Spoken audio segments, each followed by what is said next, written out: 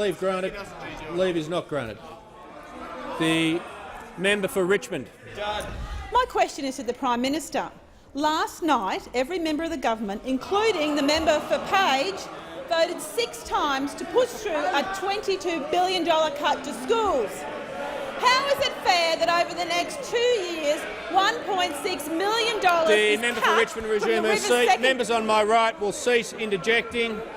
The Minister for Human Services, the member for Hume and the member for Reid will cease interjecting. I cannot hear the question. I'll have to take further action against them. I remind members who've been warned, and I call the member for Richmond to commence her question again. Thank you, Mr Speaker. My question is to the Prime Minister. Last night, every member of the government, including the member for Page, voted 6 times to push through a $22 billion cut to schools.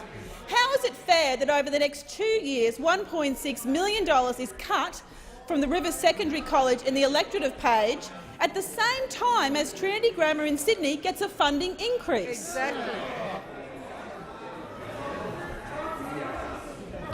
The Minister for the Environment and Energy, representing the Minister for Education. Well, the member for Richmond may like to know that of the 80 schools in her electorate, under the Turnbull government's increase in school funding, they will get an extra $4.1 million, Mr. Speaker. $4.1 million. But that's not as good as the member for Maribyrnong's electorate, where there are 54 schools who will get an average of $7.2 million, Mr. Speaker. Oh, the alternative leader of the opposition. Which one? The member for Greenlaw. 49 schools in his electorate who will get a benefit of an extra $4.8 million, Mr. Speaker. Or the other alternative leader of the opposition, the one who's leading in the polls, 30.7%, the member for Sydney who gave up that foreign affairs portfolio to get closer to the action, only to be gazumped by the Education Minister when it came to schools funding. In her electorate of Sydney, 40 schools will, as a result of the Turnbull government's policies, get an average of $2.5 million extra, Mr. Speaker. And the list goes on. But, Mr. Speaker, the reality is the member for Sydney, who went on this morning and the Prime Minister said at a train wreck of an interview on AM, and was confronted with the comments from the Archdiocese of Brisbane, who said, "We thank the Turnbull government for the work that they've done on education, increased funding, no decreases in fees." And what did the member for Sydney say?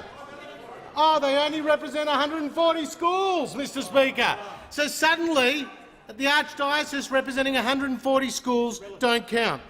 But really, when it comes to those opposite, the Minister will resume his seat. The members on my right, the Leader of the House, the member for Sydney on a point of order. Well, thank you, Mr. Speaker.